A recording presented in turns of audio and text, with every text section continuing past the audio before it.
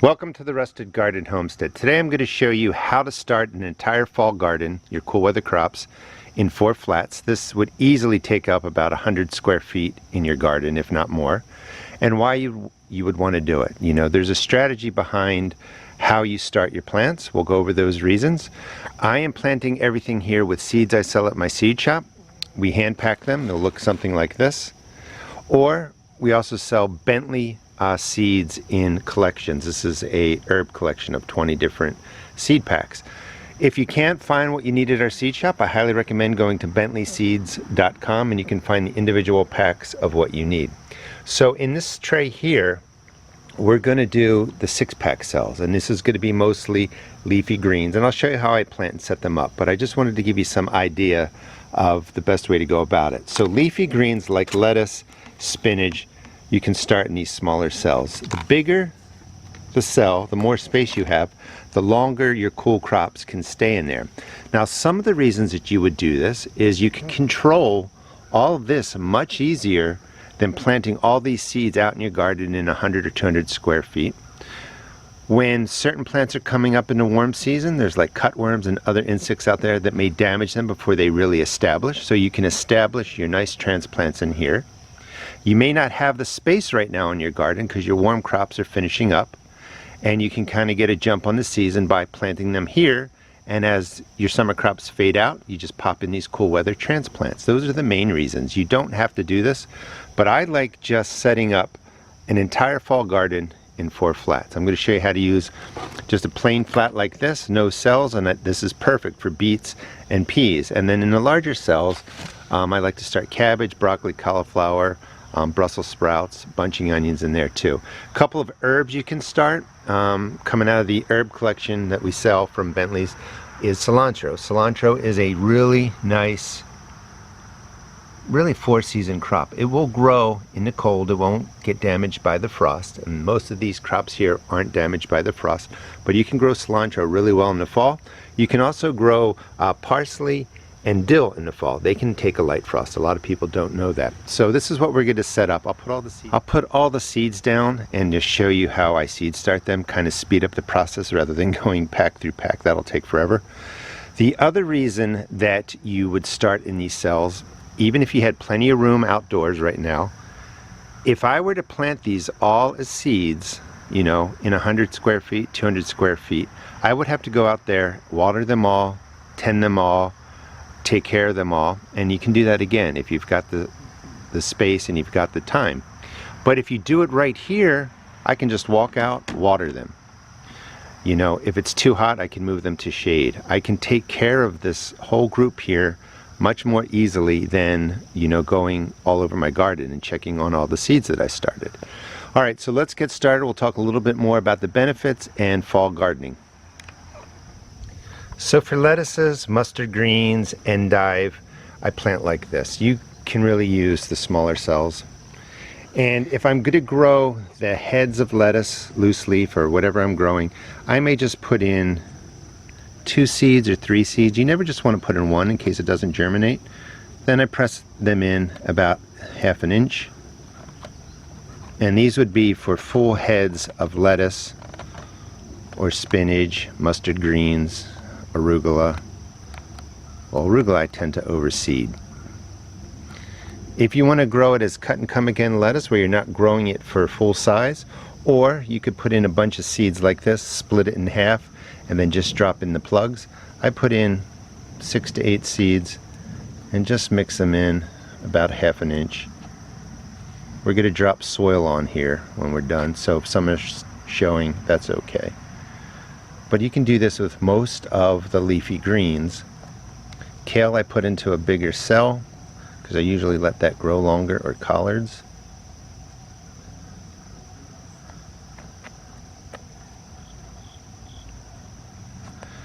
So once that's all done,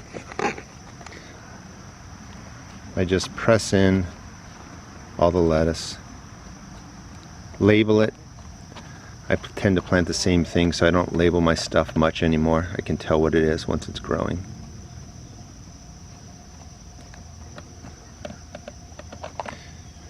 And then a handful of dirt cover up the stuff that we're going to grow for full heads, and then just do that. So we're going to have 6, 12, 18 loose leaf lettuce heads right there, and we're going to have at least 18 of the mesclun, where we're going to just cut the leaves off. But if I split these in half, now we're going to have 36. I started all that in this small space. That's one of the reasons I like starting them in these flats, because you can control the space and it's a lot easier. All right, so we can go over to the flat here, and then beets do transplant really well. I have a couple different kinds of beets. Peas transplant well, even if you hear rumors that they don't. So I'm going to put beets and peas right there, and then a couple different types of beets over there. Let me set that up. I thought I would quickly show you how I use everything that I'm demonstrating today, kind of in practice. This is cilantro. Multiple cilantro seeds, just drop them in there, mix them in about 1/2 inch. Do that for dill, for parsley, kale, lettuces, mustard greens.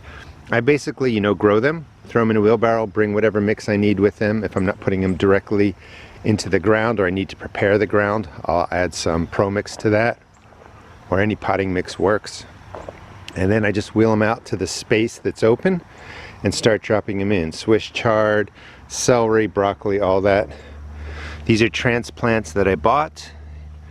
If you're going to buy transplants, they're going to cost you anywhere from $3.99 to $4.99 for a 6-pack. So starting them, as I'm demonstrating, will save you a lot of money. Here's some older ones that have been in place. They're also protected by this arch here, cast shade down, so they're growing a lot better. But that's broccoli in there. So just pop into transplants, you're good to go.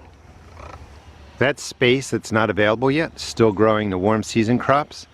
Another reason, so in here I've planted broccoli rabe, different things, and coming up with the seeds that I want are tomato transplants, tomatillos, stuff that fell off the vine. So you're gonna have to come out here and really kind of tend and clean up this area.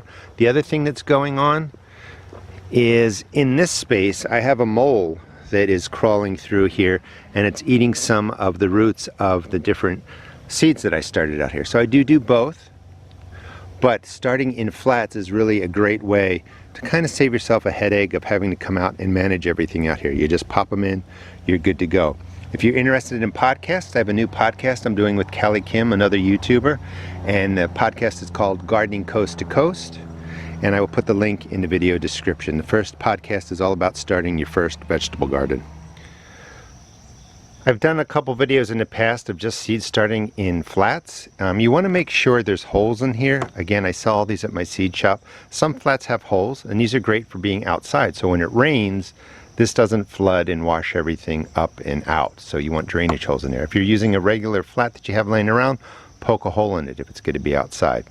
So radishes you can start in flats like this if you want, or carrots. I don't do that. I find they're best planted, in my opinion, straight out in the ground, but it's possible. I like doing this for beets and for peas mostly when you're doing this flat. So put in the soil, press it down, make it a nice dense planting base, and then you can say I have 1, 2, 3, 4, 5, 4 rows of 5, 20 beets in here, and just push them down almost a 1/2 inch. This is nice loose soil. So 1 inch apart, a little bit less. And what we're going to do is after these are established, the roots will intertwine. That's fine. So that's the beets. And then when these come up, we would just take a knife and we would kind of just cut rows in here like we're cutting brownies and pop them out. Or you get a spoon, scoop down all the way, pop out the whole beet plant. Peas, these are Oregon, let's see if we can get this in because of the white, Oregon sugar pods. They're excellent peas. Push these down a 1/2 inch. Peas do really well this way, and we would have another 20 peas right here. Again, in this small flat. And if you haven't tried this, I would recommend trying it. Just don't, if it's still summerish around your area, don't let these sit in 90-degree full sun. It just dries them out real quickly. And then handful of soil. Any potting mix is fine. I'm just using my outdoor potting mix. Since these are outdoors, it doesn't matter if there's insects or whatever in here. You don't want to bring this inside because anything that hatches or that's alive in here will get to your house plants and other plants. So that's beets and peas set up just that quickly. So for broccoli, cabbage, kale, cauliflower, Brussels sprouts, I like to use the bigger cells. They can sit in there longer. And basically, nice dense, base here. Just press in your seed starting mix or your potting mix. I don't know if you can see it, but I put in 2 or 3 broccoli seeds. Always, again, put in 2 or 3 in case one doesn't germinate. Press this down, 1/4 inch, 1/2 inch. Same thing for the cabbage, kale, collards went right in there. For the bunching onions, I may drop a pinch of, I don't know, 10, 12 seeds in there and just mix them up. That's the easiest way to do it. A little stick, it makes it easier. Mix them down to about 1/2 inch. And then you can divide these up if you want, but just make sure you get them covered up. And that would be the bunching onions. And I usually break them up into little clumps. Swiss chard, 1 or 2 pods in there. Now chard and beets. I'm going to put more beets in here, but I don't need to show you that again. These are cylindrica or cylindra. These are pods, so there's multiple seeds in there. So when you drop in 1 pod, you may see 2 or 3 plants come up. You're going to want to thin these down to 1 plant. I'll also put in some early wonder beets in there. But that's just the basic setup. And this is kind of the basis for starting your fall garden in flats. Press down the bunching onions. Drop some soil on top. This is nice and loose, so you don't need to worry about planting everything too deep or at exactly 1/4 inch. That's just silly. No need to stress about that. But this is going to be an entire flat of my fall crops that when they're ready, these are actually going to be backup plants because I already started out my garden. But when I have more space, more of the tomatoes come out, the zucchini comes out, cucumbers come out, I'll have all these ready. I'll just pop them into the ground. These will have at least 3 weeks worth of growth, if not more. And I'll get these crops sooner to my table. Thanks for watching. Hope you enjoyed the video. Think about starting your seeds in flats. If you can't find what we need, or if you can't find what you need in single packs, definitely check out bentleyseeds.com and pick up the seeds there. They're a wonderful product. We use them all the time. Nice high germination rate. Again, thanks for watching, and let me get inside now that the rain's starting to fall.